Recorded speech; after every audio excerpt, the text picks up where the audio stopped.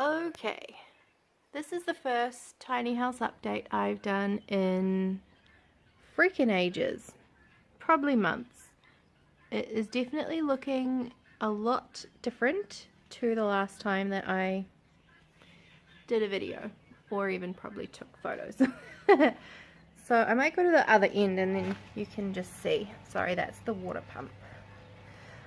So, yeah, since the last update, obviously a lot has changed.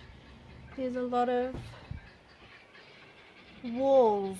There's a lot of walls now, which is awesome. Okay, so I'm just walking around to the front. There's some chickens over here. Okay, so this is the tiny house.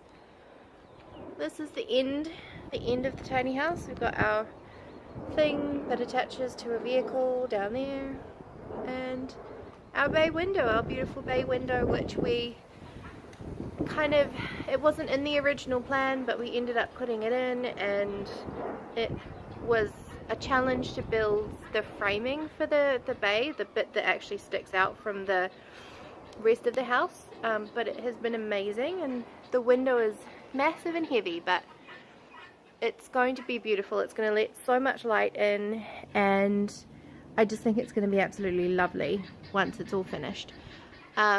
So yeah, the other things, I mean, obviously since the last update, it's got 4 walls. We've got building paper wrapped around, I think, the entire thing now, and we're beginning to put some of our external cladding on, some of our ply, as you can see here.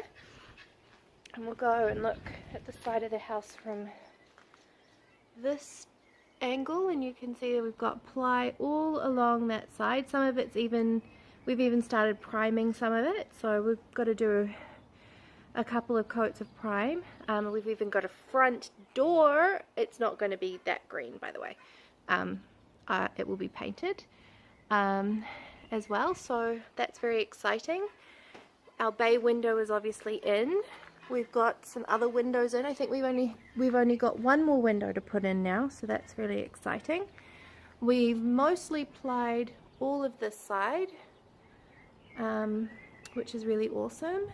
We've got just a little bit more to do up the top, and then we obviously have plywood to put up the top above the bay window there, and it's fully plied at the back. I think mostly, maybe up the top there's a little bit more that we need to do. But yeah, so the big thing that we did at the end of last week was we moved the tiny house. We had to take the tiny house out a little bit and move it over in the shed so that we could do the outside of that wall there, because there wasn't enough space for us to be able to do it. So I'm going to take you inside. And we've got our last window that needs to go up, just lying down here. So this is the bay window inside, which is going to be amazing. We'll be able to sit down along here. So I think we'll, I'm not 100% sure what we'll do, if we'll have like permanent cushions. I don't think we'll have permanent cushions. I think it'll just be like a nice wooden, big, deep windowsill, and then we will be able to put cushions on it if we actually want to sit down and read a book or whatever up here. I feel like it's going to be a super awesome place to like pop my laptop and do some work and sit on the couch, which will go along in this area. So looking back from the bay window, this is the rest of the house currently. So we've got our ceiling in, which I'm not sure if we will be painting this white or leaving it ply or like whitewashing it. I'm not sure yet. We will decide as we go along. And then upstairs on the mezzanine, we've got the window on the left in, and we just need to put the one on the right in, which is super exciting. Yeah, the next thing that we'll be doing, besides finishing off the exterior ply cladding, is contacting an electrician to start putting some wiring up on top of the ceiling so that we can then insulate on top of that and put the roofing on. We're hoping to get the roofing finished over kind of the Christmas break if we can source materials in the next couple of weeks. So that's good. We're planning on probably doing it ourselves, which is going to be interesting, but you know, that's what it is.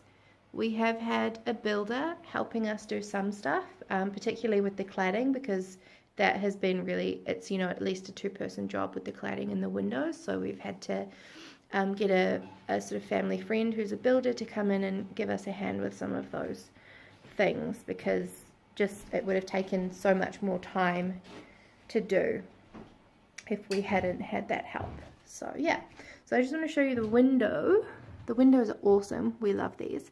So these are PVC, so it's made of, they are made of metal structurally underneath, but then they're wrapped in PVC, so plastic. These are double glazed, so hopefully you'll be able to see down in here that there's double glazing, and they are filled with a gas inside. I can't remember what it's called though, but they're very, very thermally efficient. They're like, it's double glazing kind of on steroids. It's really, really amazing. So hopefully that will help with keeping heat in the winter time and keeping the sun out and the heat out, not the sun out, the heat out in the summer.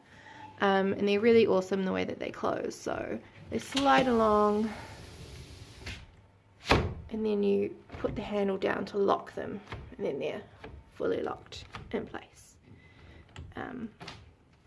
Yeah, and we're just keeping them open at the moment to help circulate air, because it's a little bit stinky in here. It smells like a building site. And this is the bathroom window. So this has gone in, I think, today. And we just got a nice, like, you know, what is this? Oh my gosh. It is a finish so that people can't see inside. I can't remember what it is called. It does have a proper name. Basically, everything looks pixelated. Yeah, so that's gone in. And yeah, this is from this angle. So that's how it's looking currently, which is pretty exciting. Looking forward to starting on the inside, which will be probably early next year, I guess, depending on how we get on with the rest of the cladding and the roofing and beginning to like insulate and stuff. But we'll probably have to build the storage stairs as one of the first things, maybe to go inside once we put the walls in, because it'll be a lot easier to do work upstairs if we actually have at least a structural thing for storage stairs, but we'll see. Don't know, really. We're just winging it. That's what this entire project is. Winging everything, so. But that's okay. That just makes it interesting. You know, and challenging too. There's definitely been quite a few challenges, but that's okay. I think since we first started this project, my hair has been getting progressively shorter and shorter. So I'm sitting in the bay window at the moment, just on the piece of plywood that we just sit up there so that we can use it as a bit of a storage bench and just sit on when we want to come out here and hang out, which, to be fair, we don't really do that very often because it's just, we're building it. Yeah, so it's definitely been a challenging project so far, and obviously our original 3-month building timeline's gone out the window. But that's to be expected. You know, like, building a house is no joke. It's not easy.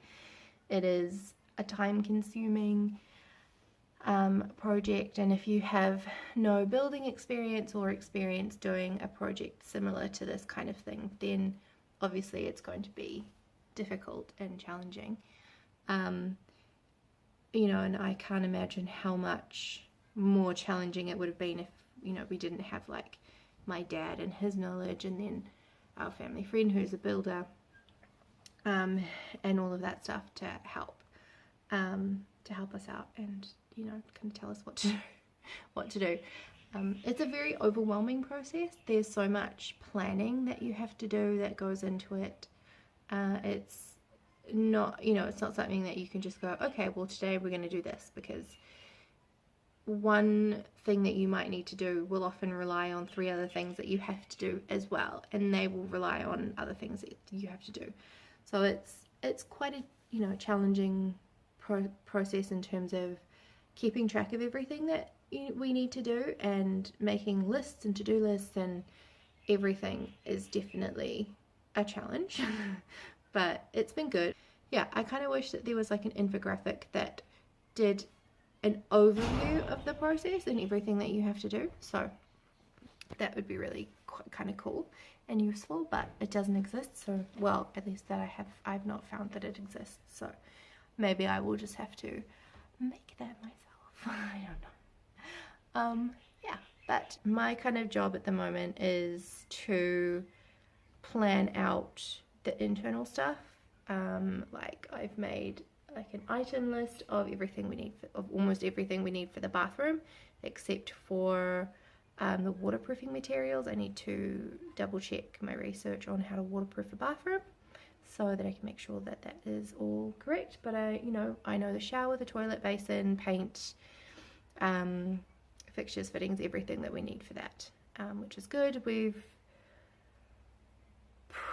fairly certain about the company we're going to get some of the kitchen stuff from. I don't think we're going to build all the cabinets ourselves completely, but we will purchase flat pack kitchen cabinets and stuff to pop in our kitchen.